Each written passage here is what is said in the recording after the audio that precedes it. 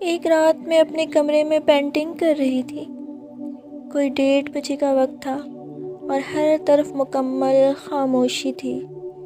سب گھر والے اپنے اپنے کمروں میں سو رہے تھے اور میں اپنے کمرے میں اکیلی تھی۔ میرا کمرہ باقی کمروں سے ذرا ہٹ کر تھا۔ اس کی کھڑکی باہر لان کی طرف کھلتی تھی۔ کمرے کی ڈور کے سامنے اور سائڈ پہ صحن تھا، اس لیے باقی گھر والوں کے رومز تک میری آواز پہنچنا ممکن نہیں تھا۔ تو وہ ہوا کچھ یوں کہ پینٹنگ کرتے کرتے میری نظر کھڑکی سے باہر لان میں پڑی تو کیا دیکھتی ہوں کہ سفید رنگ کے چمکتے اور الجھتے لباس میں کھڑا ایک وجود میری طرف مسکراتی نظروں سے دیکھ رہا ہے۔ میں ایک دم سے خوف زدہ ہو گئی اور پینٹنگ برش پھینک کر فوراً سے کھڑکی کی طرف بھاگی۔ جھٹ سے کھڑکی بند کی اور کھڑکی کے ساتھ کمر لگا کر کھڑی ہو گئی۔ میرا سانس پھول گیا اور جسم پسینے سے شرابور ہو گیا تھا۔ پھر میں نے جلدی سے گلاس میں پانی ڈال کے پیا اور باقی بچا ہوا پانی کا گلاس بیڈ کے سائڈ ٹیبل پر رکھا۔ گلاس دھڑام سے زمین پر گر کر ٹوٹ گیا اور اس میں موجود پانی نے خون کی شکل اختیار کر لی۔ میں نے مڑ کر دیکھا تو بے اختیار میری چیخ نکل گئی اور میں اپنے روم کے ڈور کو کھول کر باہر نکلنے کے لیے آگے بڑھی۔ جیسے ہی میں نے ڈور کا لاک کھولنے کی کوشش کی، میرے ہاتھ پر ایک زور کی سٹک بجی، جیسے کوئی مجھے لاک کھولنے نہ دینا چاہتا ہو۔ میں نے ایک بار دوبارہ کوشش کی تو پھر سے وہی سٹک کا وار ہوا۔ میں جلدی سے واپس مڑی اور اپنا موبائل اٹھا کے اپنے ماما پاپا بہن بھائی کزن سب کو کال کی، لیکن سب کا نمبر بند آ رہا تھا۔ میں اور بھی بوکھلا گئی تھی کہ ایک ساتھ سب کے نمبر کیسے بند ہو سکتے ہیں۔ مجھے کچھ سمجھ نہیں آ رہا تھا۔ میں نے غصے سے موبائل بیڈ پر پھینکا۔ جب کھڑکی کی طرف دیکھا تو ایک چلتا ہوا سایہ نظر آیا۔ میں بامشکل سانس لیتے ہوئے بند کھڑکی پر پردہ کرنے کے لیے آگے بڑھی تو کھڑکی کو کسی نے دھیرے سے کھٹکھٹایا۔ میں ڈر کے ایک بار پھر چیخنے لگی تو میری چیخ جیسے گلے میں ہی اٹک گئی۔ پردہ آگے کرنے کے بعد میں بھاگ کے کمرے کے کونے میں سمٹ کر بیٹھ گئی۔ میرے دل کی دھڑکن ہر گزرتے لمحے کے ساتھ تیز تیز ہوتی جا رہی تھی اور میرا جسم مارے خوف کے تھر تھر کانپ رہا تھا۔ میں مسلسل آیت الکرسی کا ورد کر رہی تھی۔ الفاظ کی ادائیگی بہت مشکل سے ہو رہی تھی۔ کبھی میری زبان میرے ہونٹوں کے نیچے آ جاتی اور کبھی دانت ایک دوسرے سے ٹکرا جاتے۔ میں کمرے کے کونے میں بے حس و حرکت بیٹھی کانپ رہی تھی کہ اچانک کمرے کا ڈور ناک ہوا اور ساتھ ہی میری مما کی آواز آئی، ارم بیٹا دروازہ کھولو، میں ہوں۔ پہلے تو میرے ذہن میں آیا کہ رات کے اس وقت ماما کیوں میرے کمرے میں آئیں گی۔ عام طور پر کبھی ایسا نہیں ہوا تھا، لیکن خوف کا اس قدر غلبہ تھا کہ میں جلدی سے اٹھ کر دروازے کی طرف لپکی۔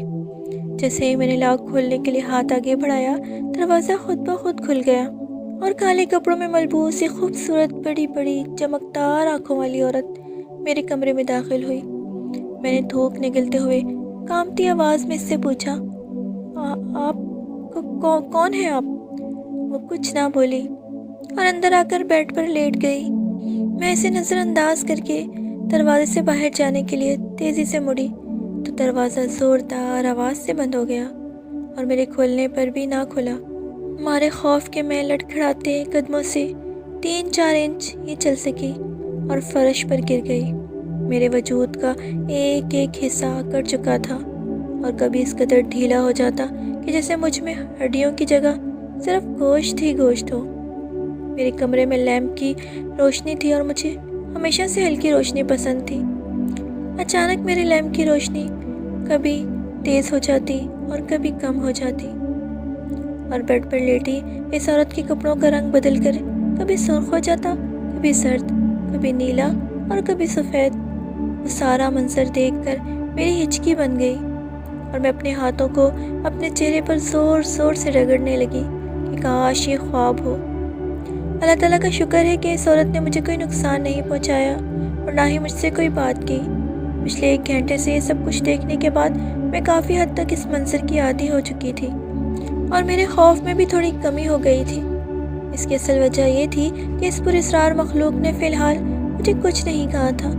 میں فرش پر بیٹھی اپنے چہرے کو اپنے گھٹنوں سے لگائے ہوئے تھی کہ اچانک میں نے اپنا دایاں ہاتھ قالین پر رکھا۔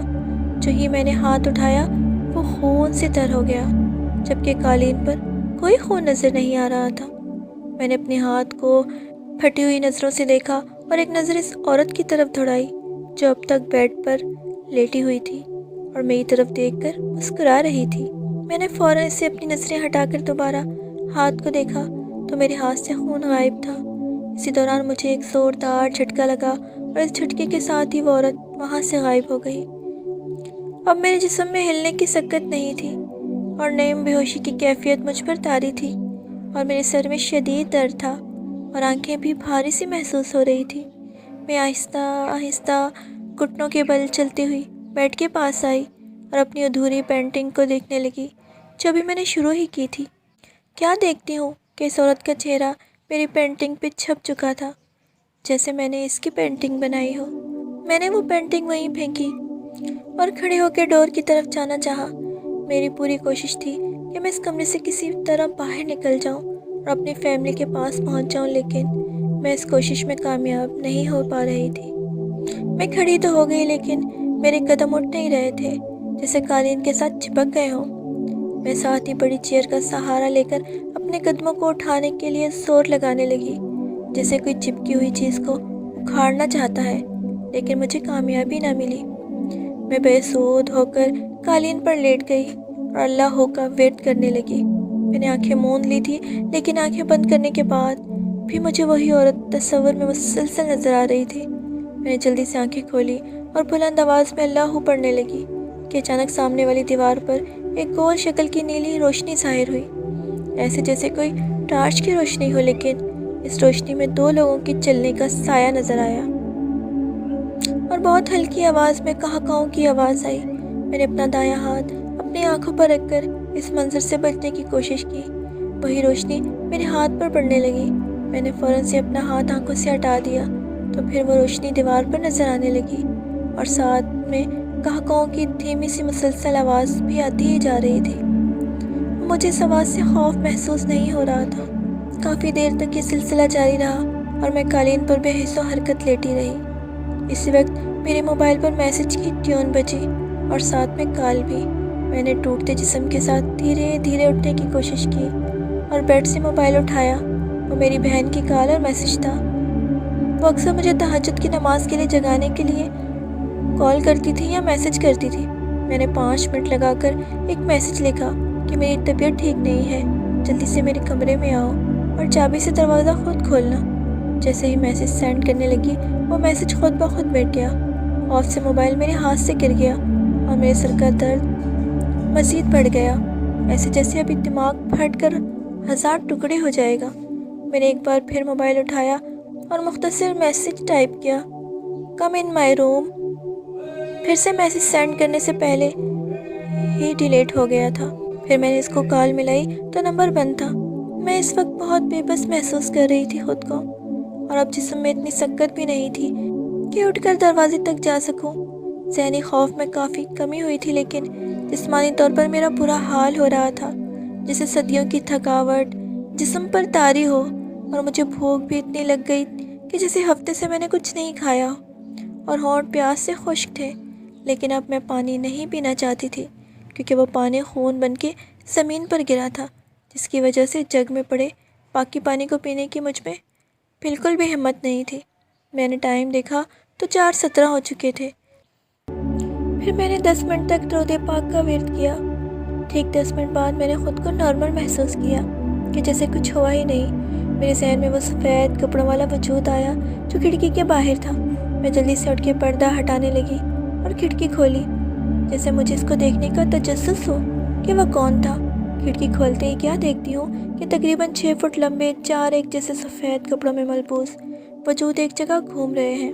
ان کے چہرے مجھے نظر نہیں آ رہے تھے۔ میں پلک جھپکے ان کو دیکھتی رہی اور میرے اندر 1% بھی ڈر نہیں تھا۔ وہ چاروں مجھ سے بے خبر گھومنے میں مصروف تھے۔ انہوں نے ایک بار بھی میری طرف توجہ نہ دی اور میرے دیکھتے ہی دیکھتے وہ ایک ایک کر کے نیچے بیٹھے اور میری نظروں کے سامنے ہی غائب ہو گئے۔ اتنے میں فجر کی اذان کی آواز مجھے سنائی دی اور میں پرسکون ہو کر اپنے بیڈ پر آ کر بیٹھ گئی۔ یہ واقعہ میرے ذہن میں گہرے نقش چھوڑ چکا تھا۔